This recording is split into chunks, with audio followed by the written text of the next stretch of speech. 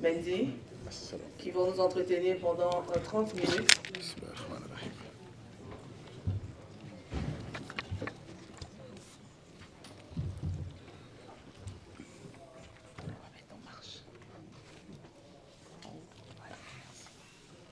Bonjour coach.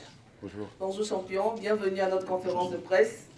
Alors coach, le match de demain, un match très important pour vous, également pour l'adversaire. Du côté du Sénégal, comment on prépare ce match-là? Bonjour à tous. Nous le préparons de la même façon qu'on a préparé les deux précédents, avec autant de sérieux, autant de détermination, autant de professionnalisme. On sait que c'est le groupe de la mort, comme on le dit, il reste un match. Donc on a à cœur de terminer ce que nous avons fait lors de ces deux premières journées. Bonjour coach. Bonjour. Salut coach, c'est la RTG Guinée. Et demain, vous allez faire votre troisième sortie et ça va être choisi lors de la dernière édition du côté du Cameroun. Et vous abordez cette rencontre avec un statut de champion en titre, en même temps qualifié pour les huitièmes de finale. Est-ce qu'on peut savoir sur quel tableau vous comptez jouer cette affiche? Merci. Les Guinée-Sénégal, on les connaît, on sait que c'est le gros match, c'est un derby. Et comme on le savait, dans cette poule-là, dans ce groupe-là, on avait 3 derbys. D'abord un contre la Gambie, Dieu a fait qu'on a eu ces 3 points-là. Le deuxième, c'était contre le Cameroun. Effectivement, nous abordons le 3e derby contre la Guinée. Voilà, c'est, comme je le disais tout à l'heure, la même envie de bien terminer ces phases de groupe. C'est pratiquement 2 équipes qui se sont qualifiées. Maintenant, comme je l'ai dit, le 3e match, c'est un match important. Ça nous permet, si vous voulez, de consolider les acquis que nous avons eus lors de ces précédents matchs. Maintenant, 2022, c'était notre 2e rencontre contre eux, post-Covid, comme vous vous en rappelez. Ce fut un match très compliqué pour nous, parce qu'on était atteints par cette épidémie, cette pandémie. Aujourd'hui, 3e match contre la même équipe, où pratiquement ils ont 4 points, nous on a 6 points. Ouais, comme je l'ai dit, on sait que les matchs Sénégal-Guinée, c'est toujours un derby très attendu par l'Afrique de l'Ouest. Donc c'est le derby de l'Afrique de l'Ouest. Bonjour coach, Nithia connaît la télévision nationale de Guinée. Et jusque-là, c'est 2 victoires en autant de sorties. Est-ce que l'idée de faire le carton plein lors de ces phases de poule vous donne beaucoup plus envie de gagner ce derby contre la Guinée? Merci. Je crois que ce soit nous, que ce soit la Guinée, tous on a envie de faire de bons résultats. Je crois que les Guinéens aussi ont envie de se mesurer au Sénégal, de montrer qu'ils sont capables de nous tenir en échec. Kaba, je le connais très bien, je sais ce qu'il prévoit, je sais ce qu'il attend. C'est pas plus ou moins que de battre le Sénégal et j'ai envie de l'empêcher de le faire. Et maintenant, comme je l'ai dit, sur le plan comptable, c'est très important pour nous d'engager quand même un maximum de points sur cette rencontre-là. Bonjour coach, Hervé Bilan, Equinox Télévision, Canal 313 sur Bouquet Canal 5. Je voudrais savoir, coach, merci les gars.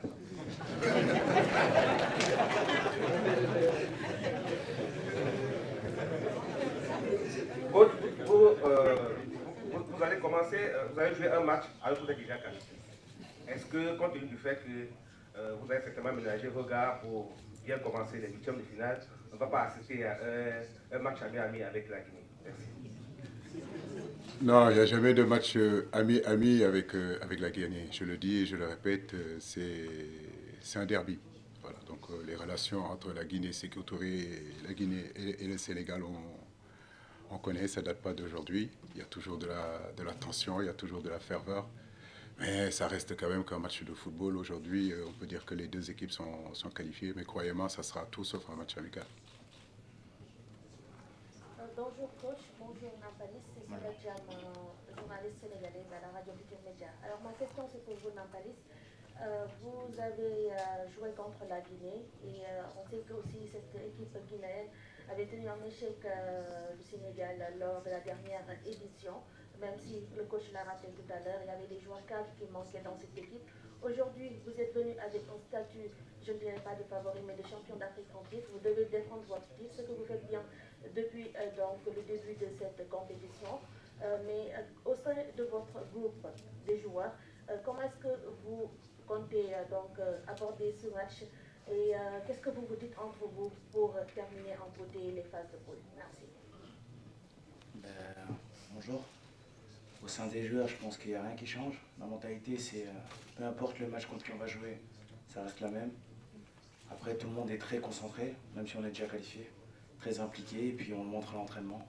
Et puis on aura à cœur de bien terminer ces phases de poule. Bonjour coach, je m'appelle Korka Diallo, je suis journaliste à Foot 224 en Guinée. Le coach Kaba Diawara disait tout à l'heure qu'il est content de rencontrer le Sénégal parce qu'il sait que contrairement à la Gambie par exemple, le match ne sera pas fermé, le jeu sera ouvert. Est-ce que justement vous comptez jouer à fond ce match-là, même si on sait que même en cas de match nul, vous êtes assuré d'être premier de votre poule avec 7 points? Merci. C'est un match de CAN et tous les matchs de CAN sont à disputer. Nous, il n'y a rien qui change, Nampalis l'a dit. Il y a énormément de concentration et de détermination dans cette rencontre-là. Donc, je le dis, rien n'est encore fait. Nous sommes ici pour jouer 3 matchs. Inch'Allah, nous espérons en tout cas avoir le meilleur résultat possible. Mais croyez-moi, comme je l'ai dit, ce n'est pas du tout un match amical malgré que les deux équipes sont qualifiées. Il a bien raison de dire qu'on sera au rendez-vous de demain. Coach, bonjour. Touré Gibril du site Diana Sport en Guinée. Bonjour. La malédiction des champions n'a pas suivi le Sénégal pour le moment. C'est 2 victoires, donc qualifiées pour le prochain tour. Après la victoire du deuxième match, est-ce que vous n'étiez pas mentalement libéré parce qu'il y avait quand même cette inquiétude de dire est-ce qu'on va pas sortir du premier tour? D'abord, je prie Dieu que la malédiction nous éloigne de tous, voilà, entre êtres humains, parce que c'est un mot quand même assez fort, la malédiction. Je crois que, je le dis et je le répète, ça restera seulement que du football. Mais je crois que nous, on n'a jamais cru à cette malédiction. On a cru à nos forces, travailler, à nos certitudes, de savoir que dans le football, il faut se concentrer sur l'essentiel. Et l'essentiel, c'est aux entraînements. L'essentiel, c'est ce qui va se passer pendant 90 minutes, pendant 95 minutes. Dieu fait que nous rentrons par la plus belle des manières dans cette compétition en gagnant ces 2 matchs-là. Ça nous donne un peu plus de marche, effectivement, sur ce 3e match-là. Bonjour tout le monde. Abdoulaziz Diop, journaliste sportif sénégalais, CNN TV, Africa 7. Bonjour coach. Bonjour. Bonjour Nampalis. Bonjour. Coach, après 2 victoires face à la Gambie et au Cameroun, même si la première place n'est pas assurée, comment comptez-vous aborder cette 3e sortie pour éviter de se déplacer? Il est important d'être dans notre dynamique, donc cette dynamique de victoire. Il est important d'être dans cette continuité. Nous sommes conscients aussi que l'équilibre est très fragile entre le positif et le négatif. Nous savons qu'aujourd'hui, effectivement, nous sommes dans une situation favorable, mais après le match, toutes les choses peuvent aussi changer. Donc il faut rester concentré, respecter énormément cette équipe guinéenne. Et nous avons énormément de respect pour cette équipe, pour ce peuple-là, et nous les respecterons sur le terrain. Et la meilleure façon de les respecter, en réalité, c'est de faire le meilleur match possible demain. Bonjour coach, c'est Mohamed Lamine Touré, journaliste sportif guinéen, de Média Guinée Foot.info. 2 matchs, 2 victoires, pratiquement qualifiés. Est-ce qu'on peut s'attendre à ce qu'Aliou Cissé fasse un peu tourner son effectif? Ça, c'est la première question. La deuxième, est-ce que vous avez un mot à l'endroit de ces Sénégalo-Guinéens ou Guinéo-Sénégalais? Nampalis Mendy, tu vas croiser ton coéquipier en équipe, en club Morgan Guilavogui. Est-ce que vous vous êtes déjà parlé à propos de cette rencontre? Merci. Merci pour seulement de faire une seule question à la fois. Forcément, nous pensons à tous ces Sénégalais-là qui vivent depuis des années et des années en Guinée. J'ai envie de dire c'est le même peuple en réalité. Mais une pensée aussi à tous ces Guinéens qui ont immigré au Sénégal aujourd'hui, qui sont sénégalais. Donc justement, je fais un appel à tous ces peuples-là, de savoir que ça reste un match de football et que quoi qu'il puisse se passer à la fin de cette rencontre-là, nos peuples sont pareils, nos peuples sont ensemble depuis des décennies, depuis des siècles. Et ça, le football ne peut pas l'enlever. Donc ça restera un match de football que le meilleur gagne.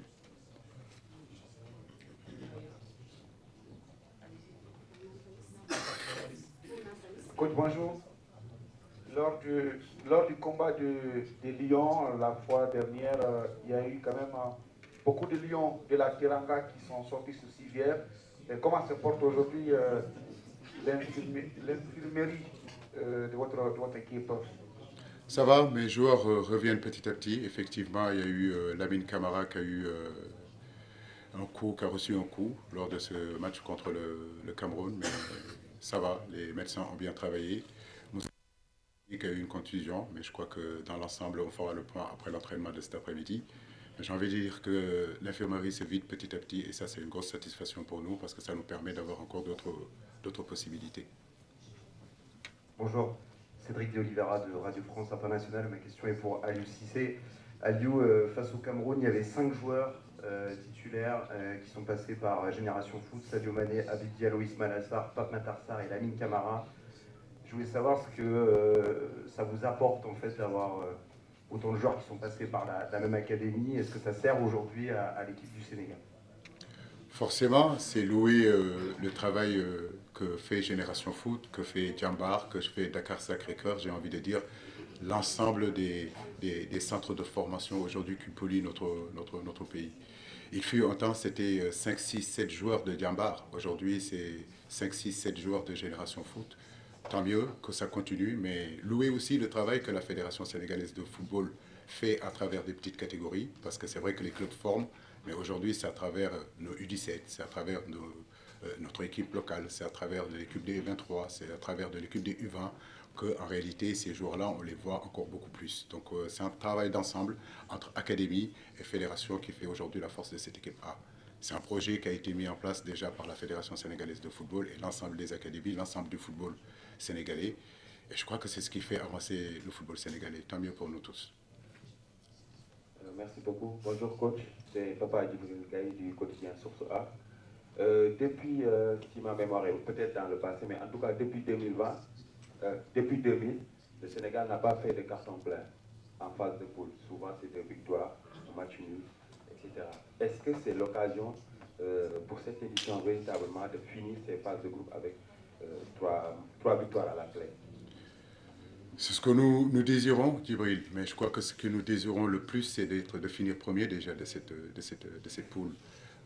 Si demain, ces 3 points demain, tant mieux, nous en serons très heureux, mais si c'est un point aussi, l'essentiel pour nous, c'est de pouvoir justement terminer premier dans cette poule et de pouvoir, si vous voulez, préparer nos 8e de finale sur place. Donc c'est un match très important pour, au-delà, je veux dire, de l'aspect comptable, c'est surtout sur le plan de la logistique aussi, c'est très important qu'on puisse être ici, là où ici à Yamoussoukro, on a quand même notre base, nos joueurs commencent à s'habituer à ce climat-là, ça nous permettra en réalité de bien préparer les 8e de finale. Et pour cela, il faut qu'on termine premier de la poule. Bonjour coach, Désiré Arla de la télévision ivoirienne. Pour les matchs face au Cameroun, certes le Sénégal a marqué 3 buts, mais vous avez encaissé un but sur coup de pied arrêté. Et là, vous affrontez la Guinée avec des attaquants comme Bayo et éventuellement Girassi qui sont très bons dans les airs. Quelles sont vos solutions? Quelles sont les solutions que vous avez trouvées entre le match contre le Cameroun et maintenant pour rectifier le tir au niveau de cette action de jeu? Merci. Oui, c'est vrai que par moment on a été en difficulté, je dis bien par moment on a été en difficulté sur les coups de pied arrêtés. Mais en réalité, si on regarde notre équipe actuelle, depuis quelque temps, on ne prend pas de but sur coup de pied arrêté. Donc pour moi, le ratio aujourd'hui est parfait, mais c'est un axe d'amélioration comme dans d'autres axes aussi.